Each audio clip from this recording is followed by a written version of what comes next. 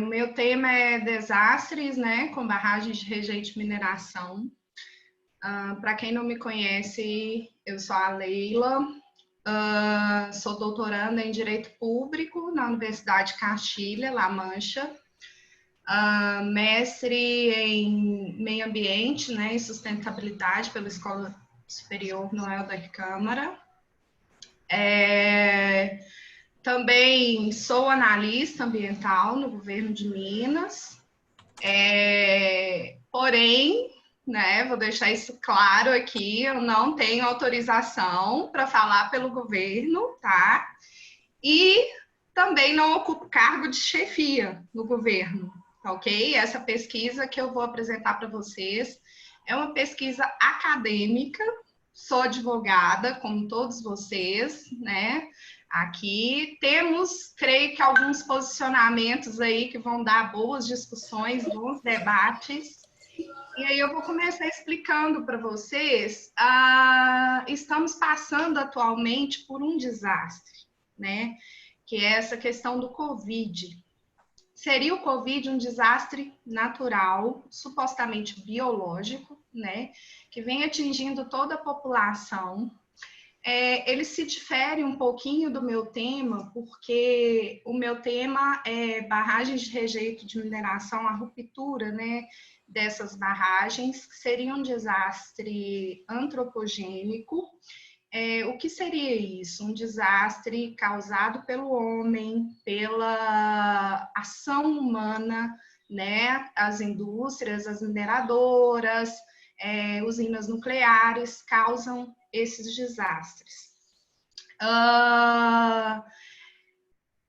Eu não vou ficar discutindo muito. Foto, Bela. Eu creio que tem um microfone aberto aí, Bruno. Eu não vou ficar discutindo muito a respeito da causa desses desastres, né? Porque as causas vão variar, das mais diversas possíveis. Vou passar para uma explanação bem, assim, que traz o meu trabalho, né? O fruto da minha dissertação, que eu acho bem interessante passar para vocês, tá? Até para a gente fazer uma discussão.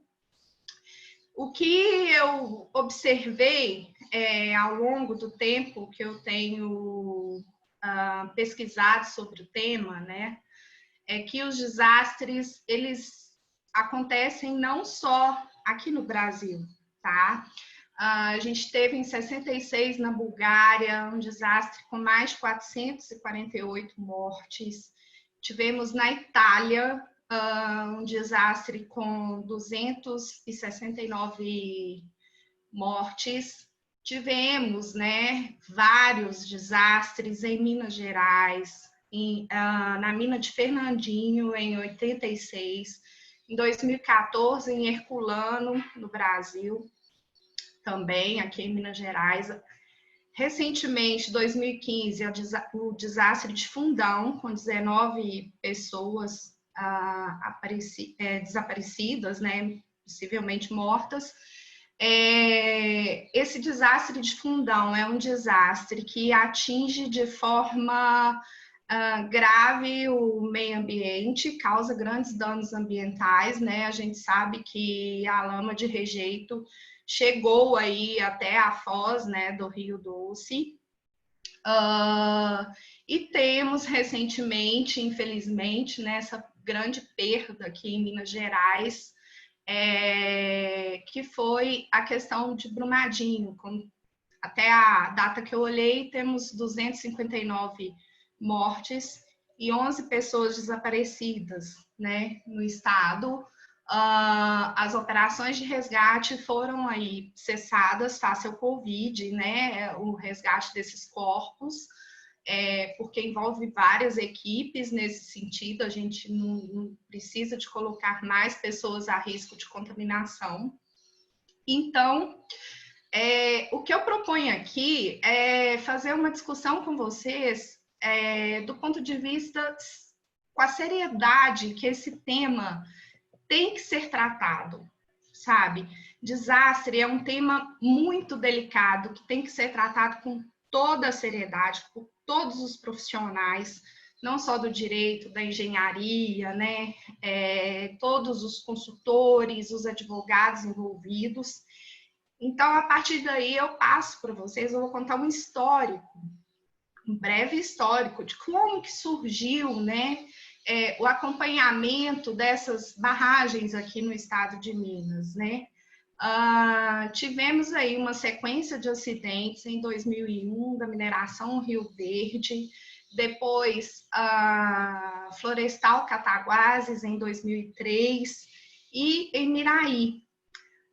Essa sequência surgiram aí várias deliberações normativas do COPAN, que é a 62, a 87 e a 124 de 2008, tudo na tentativa de se regulamentar o assunto, de se gerir esse assunto. A partir daí, houve uma iniciativa que cabe ressaltar que ela é pioneira, tá, no país, que foi a criação do Banco de Dados Ambientais, que engloba não só essas barragens de mineração, como outras estruturas, né, de indústrias, de rejeitos passíveis de contaminação no estado. Os últimos dados que eu olhei, esses dados são públicos, estão no site da Fundação Estadual do Meio Ambiente. Foi a publicação do inventário no ano de 2017, tá? Dizendo que havia 698 estruturas cadastradas no estado. Então, o nosso passivo ambiental, né, nós já temos essas barragens, né? Eu quero deixar claro aqui que a pesquisa foi feita de uma forma muito séria, muito neutra. Então, assim, eu não digo que seja a proposta deixar de minerar, né? É minerar com sustentabilidade e até que ponto que isso seria possível, né, no estado. O que fazer com esse passivo? É o que eu proponho a discussão. Esse sistema, né, esse banco de dados ambientais, ele funciona mediante autodeclaração, né? Os próprios empreendedores inserem no sistema os seus relatórios de auditorias externas, independentes, contratadas. A partir daí, o governo do estado, né, vai fazendo a análise desse sistema. O que me chamou atenção quando eu fiz a minha pesquisa é que 62% das barragens de rejeito que tinham no estado, na época cadastrado, eu tenho que dizer que esse número flutua, né? 62% eram de mineração. Esse número flutua porque pode haver o descomissionamento, quem aqui advoga na área de mineração sabe, né? Ou descaracterização dessas estruturas e tal. Então, realmente, há uma oscilação desse número aqui. O que a gente observa, passando um pouquinho adiante, que vem uma legislação estadual que institui uma auditoria extraordinária, suspendendo o licenciamento para as barragens que utilizam ou têm utilizado o método de alteamento para montante. Esse é o decreto 46.993 de 2016. Depois disso, o Estado, em 2017, de certa forma, dá uma flexibilizada nesse assunto, né, permitindo alguns licenciamentos.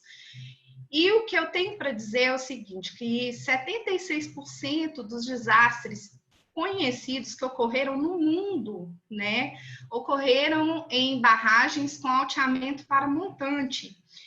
Isso eu encontrei até numa pesquisa de um espanhol que se chama Rico, que fala muito bem sobre isso. Quem discorre também muito bem sobre isso são os professores José Cláudio Junqueira Ribeiro, professor Romeu Tomé, no livro deles também sobre barragem de rejeito de mineração.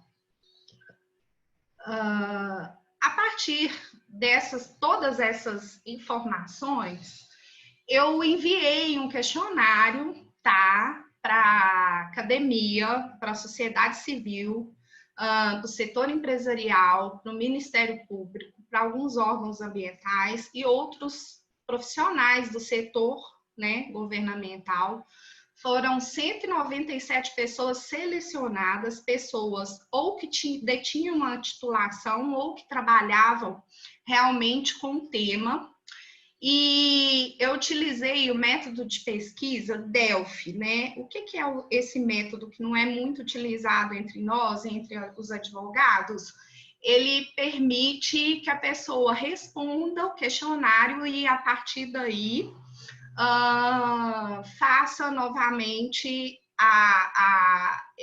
eu reenvio esse questionário para as pessoas, né? Eu reenviei, e a partir daí as pessoas reanalisam esse questionário e podem, inclusive, mudar a sua resposta.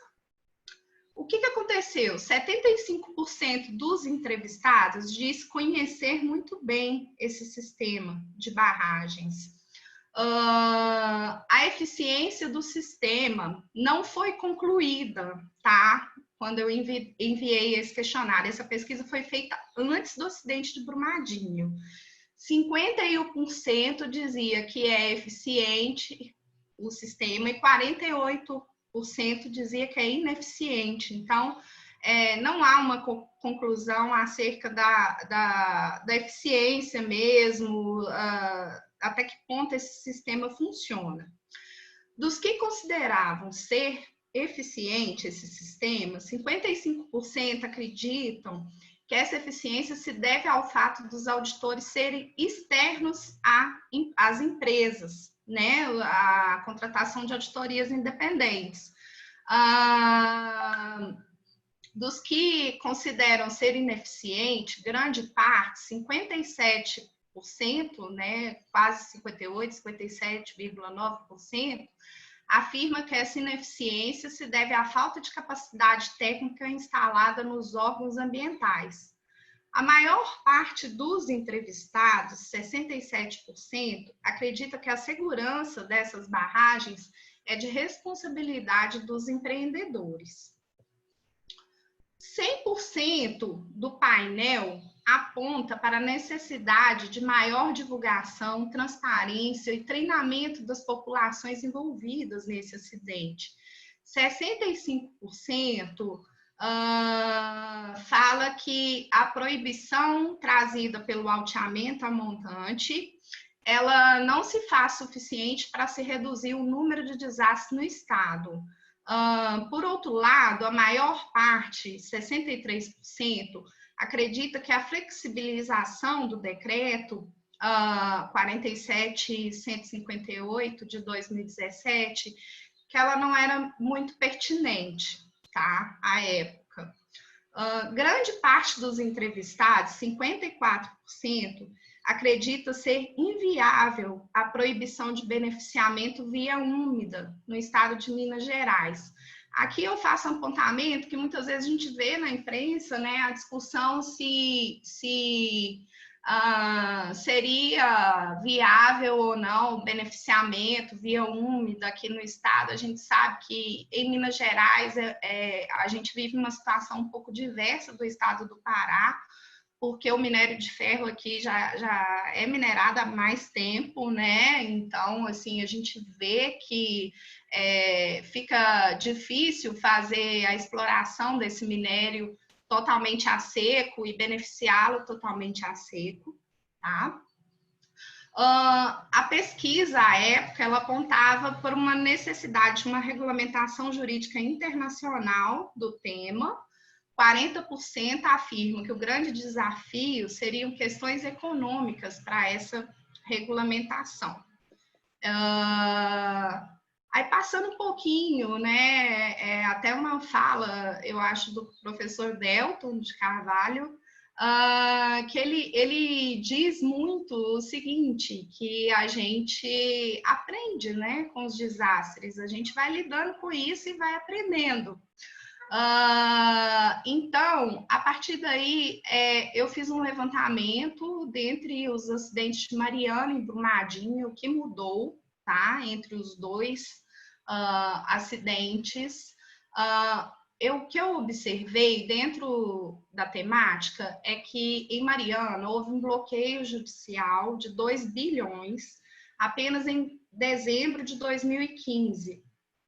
Está havendo aí uma indisponibilidade de licença de concessão de lavra, né? A atividade de mineração foi paralisada por um tempo.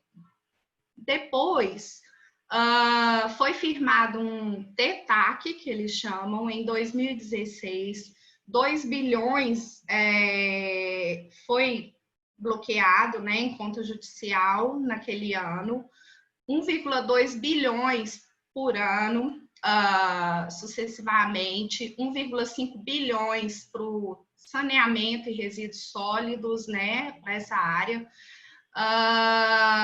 Tiveram 15 anos aí de medidas compensatórias. Todo esse dinheiro, né, seria gerido por um comitê interfederativo de cooperação. Que a gente observa que esse comitê ele propõe aí a cooperação entre diversos órgãos estatais, né, inclusive a iniciativa privada. A execução seria a partir da Fundação Renova. A grande crítica feita à época,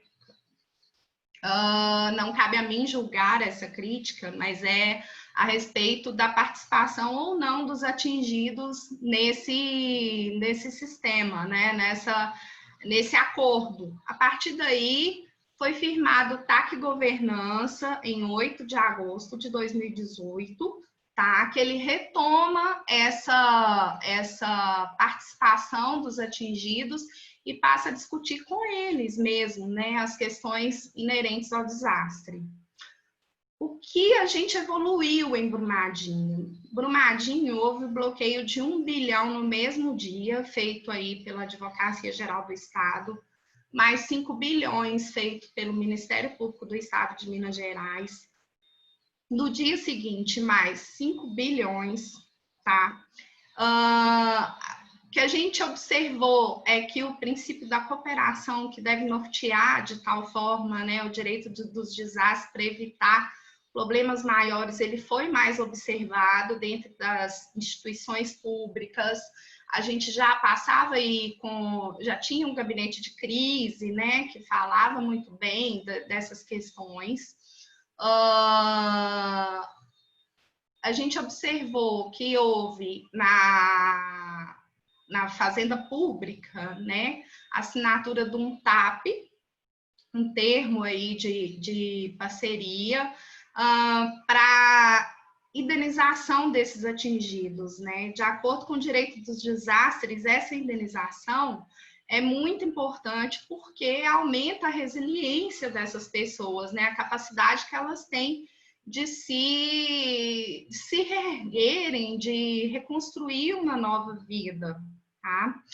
A gente observa também que as empresas, houve aí um pagamento de, salvo engano, 999 milhões de multa, né, ambientais, algumas execuções diretas perante a Fundação Oswaldo Cruz, a FUNED, a Copasa, e assim, também houve outras 8 estruturas, né, que tecnicamente foi constatado aí que havia um risco, né, de rompimento. Essas estruturas foram monitoradas, tanto pelo governo, né, vem sendo monitoradas, como também pelas empresas, aplicando-se dessa forma, né, o princípio da prevenção do direito dos desastres, que isso é muito importante, tá? A gente observa que aqui em Minas surgiu, também após o acidente de Brumadinho, a Lei Estadual 2.329 de 2019, que ela tem assim os pontos principais, né? O princípio da prevenção, uma norma protetiva para as populações que vivem a jusante abaixo, né? Logo abaixo dessas estruturas. Tem um plano de ação de emergência com instalação de sirenes, vedação de instalação de barragens em áreas, respeitando-se aí áreas de autossalvamento. Ela pede novamente a observância do licenciamento ambiental trifásico e fica proibida ainda a alteração do projeto geométrico original dessas estruturas. Isso é muito importante porque, às vezes, o que eu percebi, né, nas minhas pesquisas é que o projetista vai lá, projeta, e vem outro depois, vai mudando a forma daquela estrutura. Então, isso, no meu entendimento, gera bastante insegurança, tá? A legislação atual, né, o projeto Mar de Lama Nunca Mais, prevê ainda a inexistência de outro método para a disposição de rejeitos que acontece. A barragem só vai ser utilizada se não houver outra técnica melhor disponível, tá? Ela proíbe a concessão de licença de operação ou ampliação para barragens que utilizam ou têm utilizado o método de alteamento para montante. Prevê ainda o pagamento de caução pelos empreendedores para os danos socioambientais. Passando um pouquinho, já chegando às conclusões, Burma, acerca das competências e responsabilidades, eu sei que o meu posicionamento, né, como acadêmica do direito, difere um pouquinho dos profissionais aqui da UBA, mas eu gostaria também de ouvi-los, tá? Para a gente fazer dessa tarde bem prazerosa. Mas eu vou expor aqui o meu ponto de vista e eu espero que vocês contribuam aí nos minutos restantes, tá bom? Tem uma orientação do Comitê Internacional de Grandes Barragens para se garantir essa segurança, inclusive nas passagens de cheias, tá? A segurança dessas estruturas. Cabe a mim salientar que a responsabilidade pela segurança dessas estruturas é do empreendedor, né? É o que diz a Política Nacional de Segurança de Barragens, que é a Lei 12.334 de 2010, tá? Cumpre ressaltar que aqui eu passo até para um questionamento, que eu quero ouvi-los também, acerca da responsabilidade do Estado em matéria ambiental, tá? O Estado seria ou não um segurador universal, né? Na minha opinião, não. Ele não pode ser esse segurador universal. Não cabe a ele segurar todas as estruturas, tá? Eu ressalto ainda uma resolução que veio da Agência Nacional de Mineração, resolução número 4, de 15 de fevereiro de 2019, alterando a legislação mais ou menos nos mesmos sentidos da legislação estadual. Passando aí algumas considerações finais, que eu tenho a dizer para vocês, que é necessário, na minha opinião, algum ajuste aí entre o sistema utilizado em Minas, que é pioneiro, o sistema que o Estado do Pará utiliza, pelo que eu já pesquisei, é inspirado também, parecido com o nosso. A nossa legislação estadual inspira a legislação nacional, mas eu entendo que a legislação nacional tem uma análise de risco mais precisa, então é necessário algum ajuste aí, tá? Considerando a minha pesquisa acadêmica.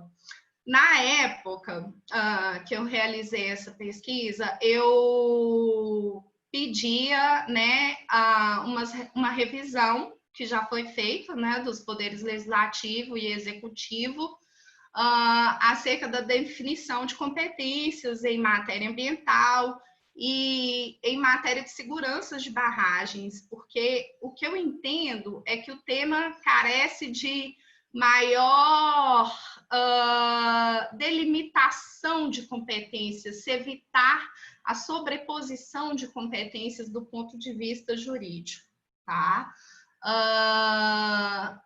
Proponho também, né, a criação de varas especializadas, tá, perante o judiciário no tratamento dos desastres e gabinetes de crise em todos os órgãos institucionais, porque eu entendo que o profissional, né, tem que lidar, tanto o advogado quanto o servidor público, né, tem que estar muito por dentro da questão, que o direito dos desastres é algo delicado, que envolve grande preparo dos profissionais,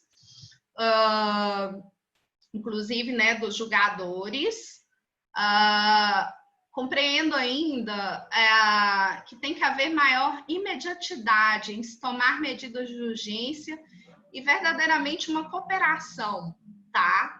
Surgiram aí, já terminando, uma revisão terminológica. Isso foi uma conclusão que eu achei bem positiva no meu trabalho, porque a atividade de mineração é uma atividade de risco. Então, a gente dizer que a estabilidade tem que ser garantida ou não garantida, isso gera para o leigo uma falsa impressão, tá? Que naquele tempo ali que tá tudo ok, entendeu? Então, eu sugiro uma revisão terminológica para risco aceitável, risco não aceitável, aceitável, inaceitável e não conclusivo. Eu entendo ainda, né, que os empreendedores, os auditores, o funcionamento do sistema depende sumariamente, né, da seriedade de todos os profissionais envolvidos, tá? Penso que tem que haver aí a diferenciação e um planejamento mais sério no momento pré-desastres, né, utilizando-se muito o princípio da prevenção. Volto a afirmar que o princípio aqui que tem que ser aplicado é o princípio da prevenção e não da precaução, porque a maioria do painel, provei isso na minha pesquisa, considera que há conhecimento técnico suficiente para o tema, para se evitar os desastres, né? E que esses não estariam adequadamente empregados. Por fim, a segurança das barragens importa muito mais o uso, né, desses conhecimentos, o envolvimento aí, tanto da população, das empresas, dos órgãos públicos envolvidos para se minimizar os riscos, sem esquecer, sobretudo, do monitoramento contínuo dessas estruturas, com treinamento e investimento em equipe técnica especializada, tá? Bom, são essas as minhas considerações. Eu procurei apresentar aí um fruto de muitos anos de trabalho meu, né, que foi no meu mestrado, venho dando continuidade aí no doutorado. Eu espero que vocês tenham gostado e abro aí para a gente fazer dessa tarde aí uma tarde prazerosa, discutir um pouquinho o tema, tá bom?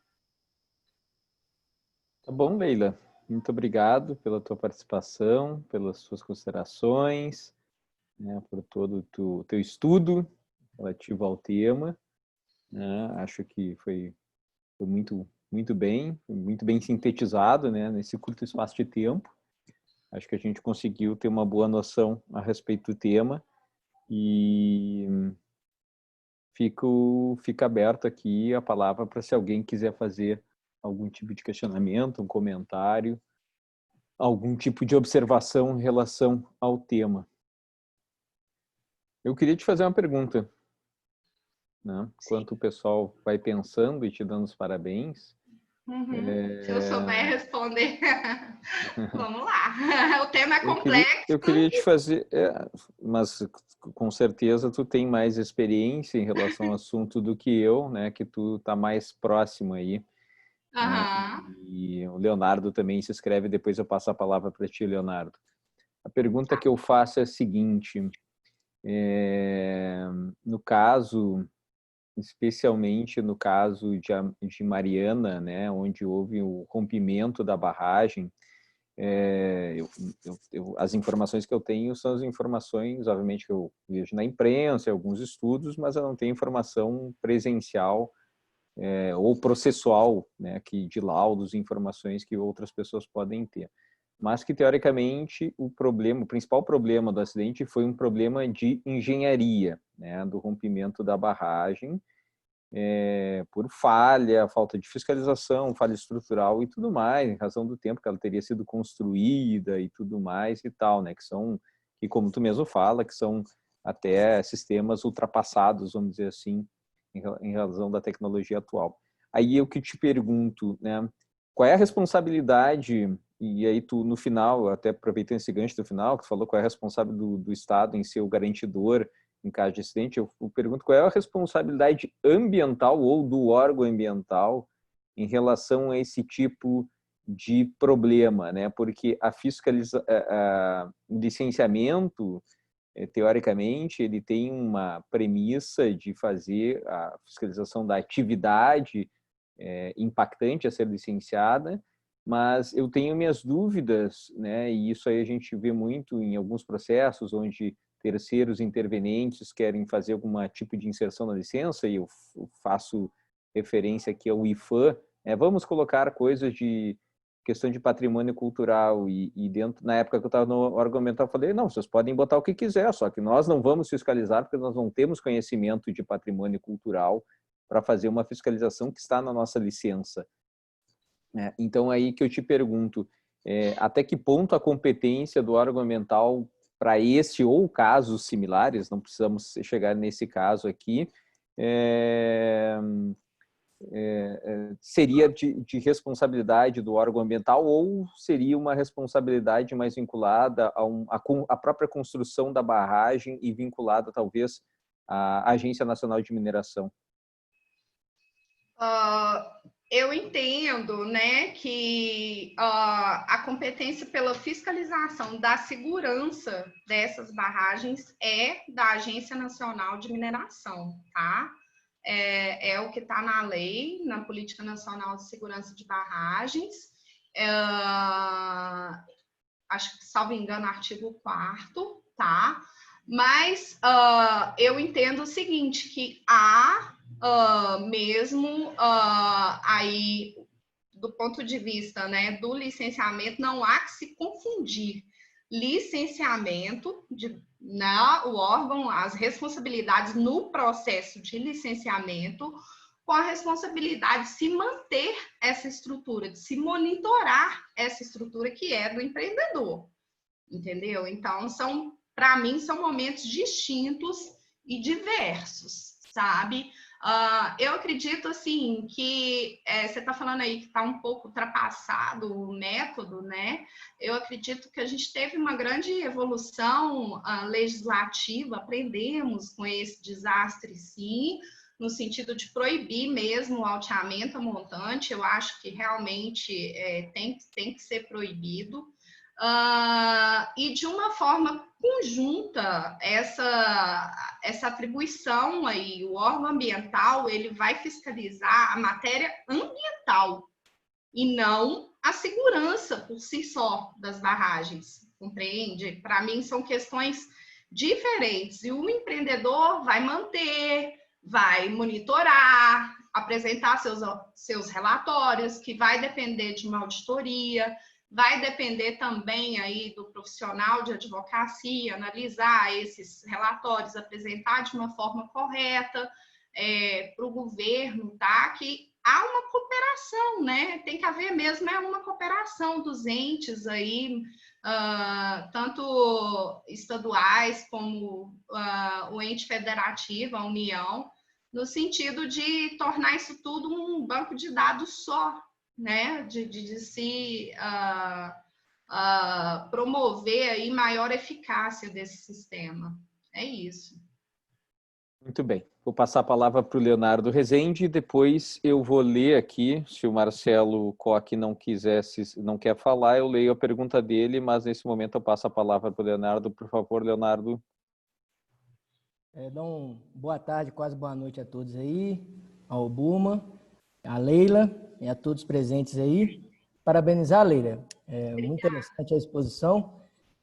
Eu queria só comentar uma parte da exposição e que me cabe pela minha experiência de assessoria a atingidos, até então por empreendimentos e agora, infelizmente, recentemente por desastres, né?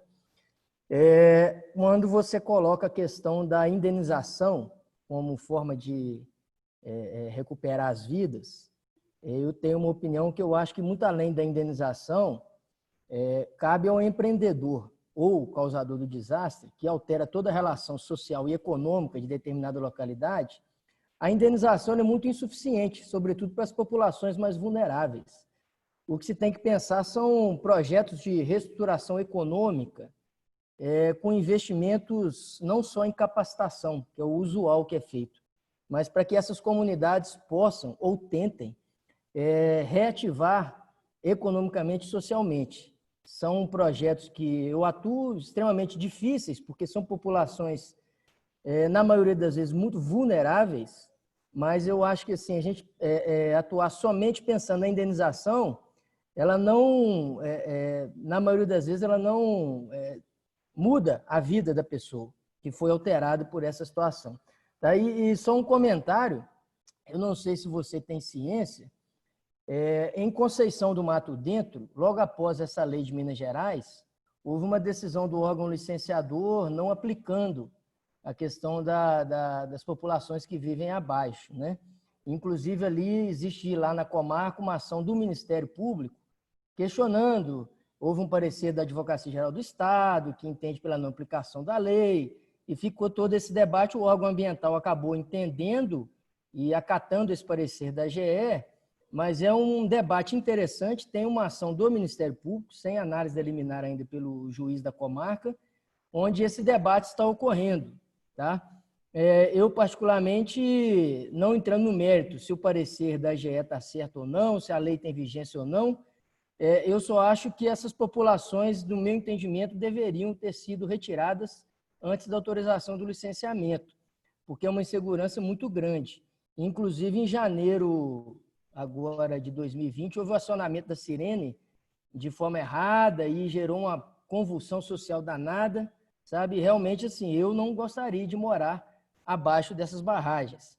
E acho que o órgão ambiental deveria não ter impedido o licenciamento, mas ter sopesado esses interesses. Como a sua pesquisa nessa área, vale a pena, eu tenho os materiais, posso disponibilizar, mas não sei se, né, se você tem esse conhecimento, mas vale a pena porque eu acho que foi a primeira chance do órgão ambiental de aplicar a lei e houve todo esse debate, essa confusão, né? Mas é isso aí que eu queria comentar e parabéns novamente pela apresentação. Obrigada.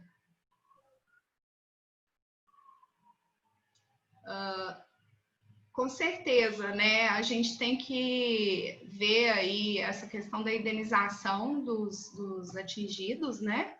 Mas eu acho que essa indenização também tem que ser justa, né? Justa tanto do ponto de vista social, quanto do ponto de vista aí de reestruturação do estilo de vida dessas pessoas, né? Isso eu acho que tem que ser uma coisa que tem que ser muito bem trabalhado pelos profissionais envolvidos. Parabéns aí pelo seu trabalho, Leonardo. Eu quero sim, tá? Que você me disponibilize o seu material, né? A vida, eu pensei muito em fazer ou não esse webinar, mas eu acho que essa troca entre os profissionais, né, é muito relevante para o aprimoramento aí do sistema, né?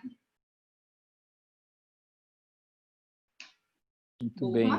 Eu vou ler aqui a pergunta do Marcelo, né? Bom. Ô, Marcelo, pode fazer a pergunta, por favor. Como é que vai? Marcelo, entra aí, Marcelo. Como vão todos? Como vai, querida Leila? Parabéns pela exposição, muito bom, excelente, né? Obrigada. O que eu ponderei até na pergunta é um problema que a gente vive, que às vezes a sociedade não tematiza isso tanto, que é a barragem. Na verdade, quando a gente fala de uma barragem que foi construída na década de 50, 60, 70, a gente não pode falar uma barragem, né? Porque ela é construída uma sobre a outra. Eu costumo brincar o seguinte, que se trouxesse o primeiro engenheiro que fez a primeira imagem de como seria a barragem, ele ia ficar assustado com a dimensão que a barragem efetiva tomou. Às vezes a gente tem empreendimento que se planejava para 15, 20 metros e de repente ele aparece com 100 metros, né? 90, 100 metros, igual a gente teve nos casos de Brumadinho, de Mariana. Como que você vê, Leila, esse problema do as-built, né? Para quem não atua todo dia, é o como foi feito, né? Que a gente não sabe como foram feitas as barragens anteriores. E tem um outro problema. Às vezes, na hora do diagnóstico, vamos apurar como foi feito. Vai ter introjeção, vai ter perfuração. Então, se vai ter perfuração, você corre o risco de desestabilizar uma barragem que estava estabilizada para conhecer como que essa barragem se encontra em seu estado interior.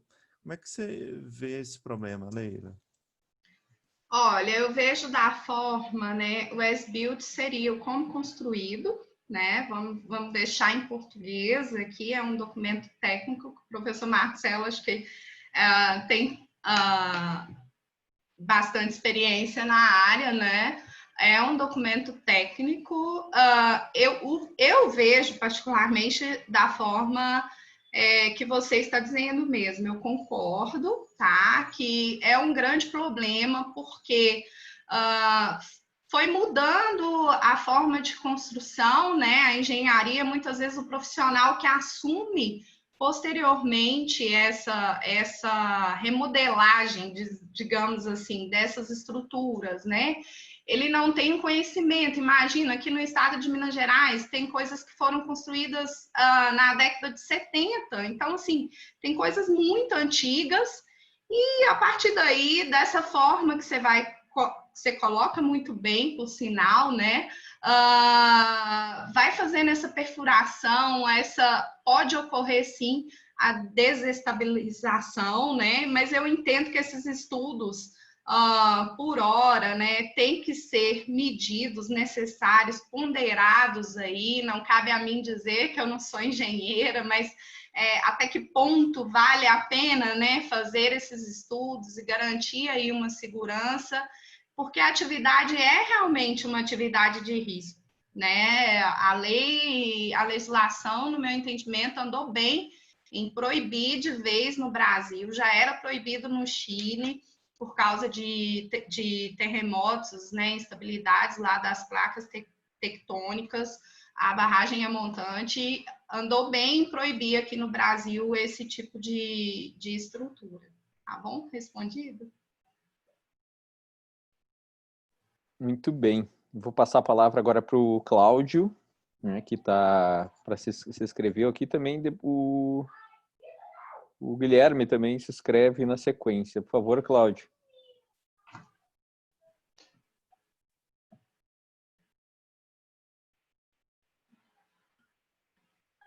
Cláudio, está ainda presente? Não, passa a palavra para o Guilherme e depois o Cláudio volta aqui. Eu estava falando que meu microfone estava desligado. Cláudio, professor, foi meu orientador aí nesse trabalho, Burma. Não, é que aparece pelo nome, não tem vídeo, né? Eu nunca sei quem são as pessoas. Não, mas agora apareceu. Claro, muito bem-vindo, professor. Meu microfone está desligado. Tenha bondade, por favor. Burma, eu não sei por que o Zoom só põe metade do meu nome, né? Sou conhecido como José Cláudio. Gente, boa noite a todos vocês, viu? É um prazer estar aqui, né, assistindo a Leila. Parabéns, Leila, né? Seu trabalho, principalmente pela capacidade que você teve de sintetizar em pouco tempo um trabalho profundo, né? Que você fez lá na Dom Helder e depois também publicou um livro. O comentário que eu queria fazer, ele se relaciona tanto com o Burman falou, como o Marcelo Koch. É a questão da responsabilidade com a questão da estabilidade, né? O Marcelo lembrou bem que muitas barragens, e eu diria, talvez a grande parte das barragens em Minas, porque até a década de 70 não havia controle nenhum ambiental, então os mineradores, os rejeitos eram lançados diretamente nos rios. E foi só depois, com a legislação, que passou-se a exigir barragens. Eu não sei se vocês viram, mas agora, acho que dia 2 ou 3 de julho, houve um acidente em Mianmar com 170 mortes, vários feridos, muitos desaparecidos, numa mineração de jade, numa situação que ocorria aqui em Minas Gerais lá na década de 50 e 60. Porque não tinha barragem, o pessoal deixava os resíduos todo lá jogado e vinham, né, gente para garimpar, e não tinha controle nenhum. Então, as barragens, né, fazendo uma retrospectiva, lá nos anos 70 foi considerado um grande avanço do ponto de vista ambiental, de você conseguir barrar os resíduos para eles não irem diretamente para os corpos d'água. E, como foi falado, isso foi feito de uma forma, assim, digamos, muito sem controle, não é? Então, como o Marcelo disse, não tem um as-built, né? Vou me fixar nos dois casos, Mariana e Brumadinho. Todas as duas barragens, as barragens iniciais, são barragens que o pessoal não sabe exatamente quando foi feito, nem como foi feito, não tem projeto. Os consultores que depois foram trabalhar, que o órgão ambiental passou a exigir, não é? Que tivesse uma auditoria externa, eles trabalharam com os dados que eles tinham. Aliás, uma coisa muito arriscada, trabalhar com dados que tinham, mas sem ter a origem, conhecimento da origem mesmo. Mas a engenharia ela tem seus avanços. E nos dois casos, apesar de ter toda essa falta de conhecimento, em todos os dois casos, né, isso já foi perfeitamente diagnosticado, foi problema por falta de manutenção. Os dois rompimentos ocorreram por liquefação da barragem. Ou seja, uma quantidade de água no maciço que não poderia ter. A barragem não aguenta. Os dois casos foram por liquefação. Mas esse é um problema que nós temos. O que eu queria perguntar para a Leila, voltando ao que o Bruno falou, é o seguinte: Leila, você respondeu muito bem. A responsabilidade estrutural pelo maciço da barragem, como toda responsabilidade estrutural no Brasil, é responsabilidade civil. Aqui no Brasil, não temos nenhum órgão que aprova o cálculo estrutural do prédio que eu moro, do prédio que eu trabalho, do cinema que eu vou, do teatro que eu vou, do estádio de futebol que eu vou. Nem se aprova projetos de arquitetura, projetos de urbanismo, mas estrutural não. É o RT que é o responsável por isso. Bom, quem é o órgão responsável por fiscalizar isso é a Agência Nacional de Mineração, né? O do órgão ambiental é as questões ambientais, mas estrutural seria a Agência Nacional de Mineração. Mas minha pergunta é o seguinte: a partir do momento que o órgão ambiental de Minas Gerais faz um trabalho, que foi o que você pesquisou, e declara que aquela barragem tem estabilidade, e o órgão ambiental de Minas Gerais declarou que tanto Fundão como Feijão tinham estabilidade garantida.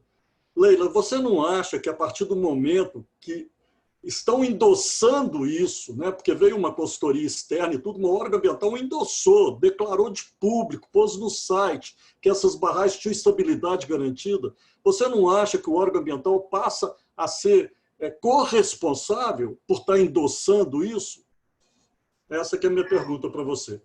Eu acho que não, porque o que acontece? O órgão ambiental ele recebe esses relatórios por auditores, né, externos, independentes, contratados pelas empresas, né? O órgão ambiental, na verdade, ele não vai estar endossando a segurança. No meu entendimento da responsabilidade civil, o órgão ambiental ele vai apenas conferir aí esses documentos, tá? Para ver se é dessa forma que gere o sistema. Eu sei que o senhor tem um posicionamento um pouquinho divergente do meu, eu tenho uma visão de advogada, o senhor uma visão de engenheiro, talvez que essa orientação tenha dado tão certo, mas eu entendo que não, eu entendo que o órgão ambiental é a conferência mesmo desses documentos, a gestão desses documentos, tá?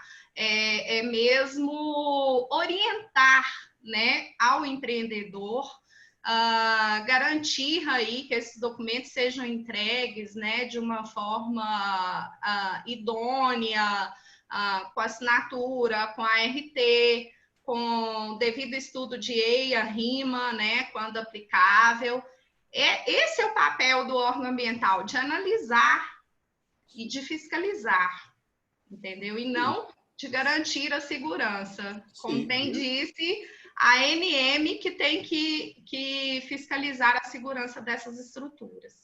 Não, eu só estou perfeitamente de acordo com você, mas eu vou além, né? Até pegando o que o Leonardo comentou. Você imagina um cidadão que mora a jusante de uma barragem, né? Bom, o que o empreendedor fala, o que o consultor dele fala, o cidadão vai falar, não, é claro que esse pessoal é pago pela empresa, eles sempre vão estar a favor da empresa. Eu quero uma posição isenta. E aí, quando o órgão ambiental vai para a mídia, põe no seu site dizendo barragem, porque é isso que está lá no site, barragem com estabilidade garantida. Aí o cidadão fala, não, olha só, não é um empreendedor nem um consultor que é pago por ele que está falando. É um órgão público, é um órgão que tem fé pública. Ele que está falando, né? O cara não conhece os detalhes, mas está escrito no site. A FEAM ou a SEMAD está dizendo que a estabilidade é garantida. Opa, vou dormir tranquilo, porque afinal de contas é o poder público que está falando para mim que a estabilidade é garantida. É aí que eu quero chegar. Se isso não traz uma responsabilidade por órgão ambiental ao assumir esse trabalho de terceiros, que nem competência ele teria para fazer. Por isso que eu sugeri essa alteração de nomenclatura no meu trabalho, né? De risco aceitável, não aceitável. Essa foi uma conclusão muito minha, muito pessoal, assim, né? No meu entendimento, não é que o órgão ambiental assume aí uma responsabilidade, né? Não chega a assumir, tá?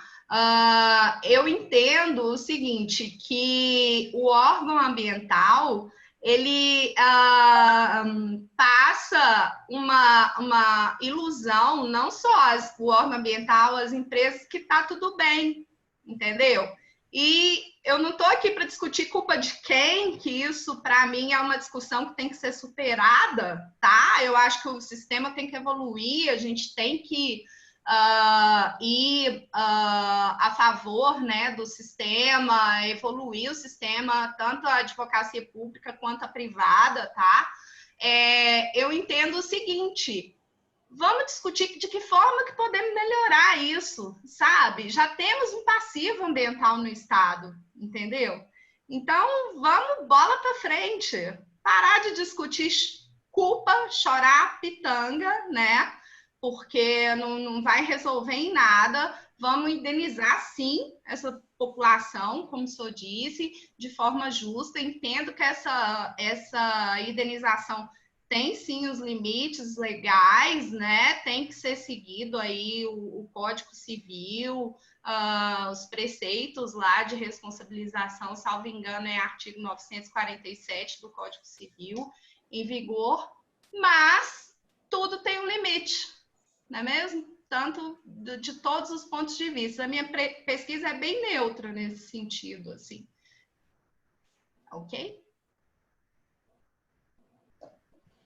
Muito bem. Muito obrigado, Leila. Muito obrigado, professor Cláudio. José Cláudio, né? Não vou, não. Agora, já quando tiver o Cláudio aqui na lista, eu já vou ficar prestando atenção, né? Para não ocorrer neste equívoco. Minhas sinceras desculpas. Cadê o Guilherme Castro, também nosso colega de Minas Gerais? Por favor, Guilherme, tudo contigo para fazer a tua manifestação. Boa tarde a todos. Espero que todos bem em tempo de pandemia. Leila, muito interessante, eu já tinha lido partes de seu livro. É um mal, acho que da gente advogado, a gente compra algumas obras e nunca conclui a leitura de todas. Mas o seu eu li em partes, até por uma curiosidade própria. Eu resido hoje em Valadares e na época eu senti um pouquinho o rompimento da barragem de Mariana, que aqui foi atingido e nós tivemos problema de água potável.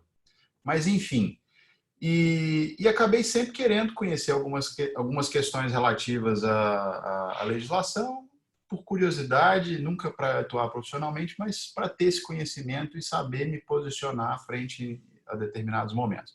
E sempre me veio uma dúvida sobre o limite da atuação do órgão ambiental, considerando até objeto de abordo aí nas questões anteriores, de que a competência para fiscalizar a segurança das barragens é da Agência Nacional de Mineração. E aí me vem uma questão prática. Até onde é o limite da atuação do órgão ambiental? E aí eu procuro entender isso em determinadas situações.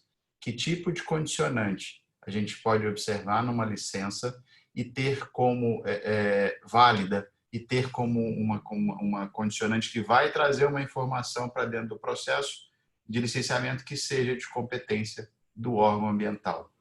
O que eu quero dizer é mais ou menos isso que o Cláudio explorou um pouco. Se o órgão me exige que eu preste uma informação atestando a segurança da barragem e eu não analiso essa informação com profundidade, até onde que a gente pode navegar? Penso que talvez a gente poderia exigir na condicionante um documento da Agência Nacional de Mineração para validar a segurança da barragem, mas não sei também até que ponto a gente conseguiria ter isso na prática. É isso que eu gostaria de ter você comentando em cima. Obrigado. Uma das conclusões que eu chego no meu trabalho, né, justamente nessa fala sua aí de delimitar melhor as competências, tá? Isso é um problema realmente grave que eu vejo. Tem-se que delimitar melhor, né? Mas eu acredito que essa limitação vai vir por jurisprudência também, né? A gente não pode eximir aqui a atuação do judiciário, né? Como é constitucionalmente garantida. Então, eu entendo que as questões ainda vão ser discutidas, né? É o que eu disse, vai se aprimorando as legislações, as estruturas e, enfim, a forma que o empreendedor, a forma que como os advogados da iniciativa privada lidam com o tema, né? Nós também, do poder público, e assim a coisa vai caminhando, tá bom? Obrigada aí pela leitura do meu livro, tá bom? Muito bem. Na verdade, né, na verdade não, a minha opinião, né, que a tendência, Guilherme, isso aí é aumentar, porque tudo começou com o direito ambiental, que é para ser um direito ambiental, aí começa o direito ambiental é o meio ambiente artificial, aí passa o meio ambiente cultural, agora o meio ambiente do trabalho, aí o direito ambiental quer abraçar o mundo, né, então aí não tem como ter limites efetivamente, né, porque se a gente vai pegar todas as questões, sanitária, questão de dignidade da pessoa humana, a gente efetivamente acaba inserindo o direito ambiental em todos os espectros, né? Então, realmente é bem difícil isso, né? Mas eu entendo, e foi isso que eu quis dizer, né, na pergunta para a Leila, que contribuiu o professor José Cláudio também, né, que é justamente isso. Muitas vezes o órgão ambiental acaba sendo um receptor, né, de documentos, né, só que ele não analisa, aqueles documentos ficam lá pro forma, né, tem tantas condicionantes, me manda o relatório, beleza, recebeu o relatório, tá bom, tá arquivado lá, tu leste o relatório? Não lembro, tá lá, né, o condicionante está cumprido, a entrega está cumprida, segue o baile, né, não estou dizendo que foi esse o caso, né, só estou dizendo um contexto geral, né, da experiência do que a gente já passou pelo órgão ambiental. O colega Luiz Henrique faz uma pergunta para ti, Leila. Qual é a tua opinião sobre o direito dos desastres? Minha opinião, a pergunta é bem genérica, né? Então, eu acredito bastante no direito dos desastres, né? Tem que se distinguir mesmo o momento pré e pós-desastres, né? Sobre aí como um momento aí de planejamento dos desastres, no momento pré, com a atuação aí em conjunta, né, tanto da sociedade civil, quanto dos empreendedores, quanto da academia, enfim, do órgão ambiental também. Na minha opinião, tem que estar tudo muito bem planejado, preparado, estudado, de forma a se evitar grandes catástrofes, né? De tanto estudar o tema, eu mudei um pouquinho, porque antes eu até usava a terminologia acidente, tá? Agora eu uso a terminologia desastre, assim, que realmente não é um acidente, dá a impressão de ser um acaso, assim. É um desastre, né? E tem que se distinguir esse momento pré-desastre do momento pós-desastre, que se vai atuar com a reparação do dano, com a mitigação aí, né, dos danos ambientais, com a indenização aí das pessoas, né, dos atingidos, com resgate de corpos, enfim, o funcionamento aí desses gabinetes de crise, são momentos distintos, assim, tá ok? Eu gosto muito do direito dos desastres, então... o professor Delton aqui, eu leio bastante os livros dele. Sim, sim, com certeza. Muito bem. Tá bom, Luiz Henrique? Tá no trânsito, então te cuida aí, né, por favor, né? Fica só ouvindo aí o nosso webinar. Bem, Leila, e a todos, né? Alguém quer fazer mais alguma pergunta, alguma consideração? Acho que as perguntas aqui todas foram respondidas, né? Se ninguém quer fazer mais nenhuma consideração, eu aqui tem mais uma mensagem, vamos ver. Muito obrigado pela explicação. É isso aí, Luiz Henrique. Te cuida aí, um grande abraço. Então, a todos, né? Leila, eu peço que se tu quiser te dar um tchau, te despedir, né? Vamos encerrando aqui mais um webinar, por favor. O meu posicionamento diverge um pouco, assim, né, do pessoal da UBA, pelas discussões que eu venho acompanhado no grupo a respeito das responsabilidades, né? Vejo que tem uma parte do pessoal que defende a responsabilidade subjetiva. Eu acredito que a responsabilidade ambiental é objetiva, sim, tá? Administrativa?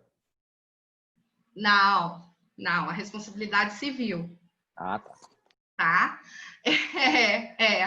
Então, eu entendo que ela é, sim, objetiva. Eu fico vendo aí algumas discussões no grupo, né? Acho a temática muito interessante, a temática realmente é reflexiva, tá? Eu agradeço todo mundo aí a presença, agradeço a UBA, o professor Paulo Bessa, né? Nosso presidente aí, por esse espaço, tá bom? Aos colegas aí, professor Marcelo, professor José Cláudio, Leonardo, o outro eu me esqueci o nome, que fizeram as perguntas, tá bom? E a gente segue aí em contato na UBA, tá ok? Ótimo, muito obrigado. Leila, eu falei da administrativa só porque tu tá no órgão ambiental, né? Só por conta disso. Não, mas eu deixei claro desde o início que eu não tô aqui assumindo o papel do órgão ambiental, né? Não, eu fiz o comentário porque tu está no órgão ambiental e até porque recentemente a gente viu a opinião lá da CETESB, né, sobre a responsabilidade ambiental, administrativa, né? Vamos pontuar bem. Apresentar aqui o meu trabalho acadêmico, claro, né? O meu livro e tal, a fim de... Eu acho que esse momento de Covid, a gente está em casa, a gente tem que continuar se encontrando e discutindo mesmo, né?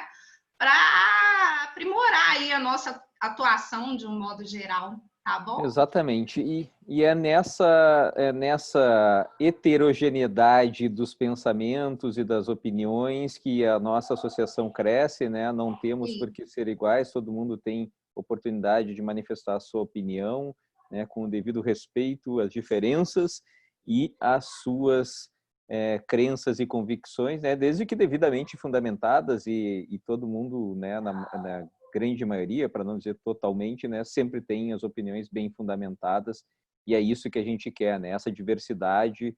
Isso aí faz a gente crescer, até porque não existe, né, nem sempre existe somente uma verdade, né, existem às vezes pontos de vista diferentes.